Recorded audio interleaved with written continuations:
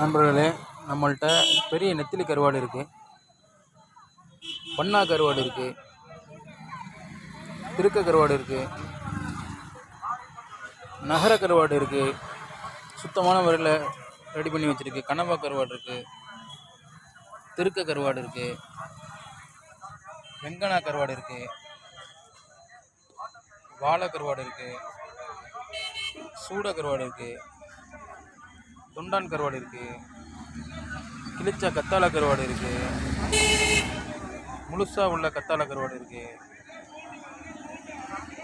முழு பொண்ணா இருக்குது, நல்லா உப்பு இருக்காது, அரவப்பு தான், பெரிய கட்டா கருவாடு இருக்குது, நெத்திலி கருவாடு இருக்குது,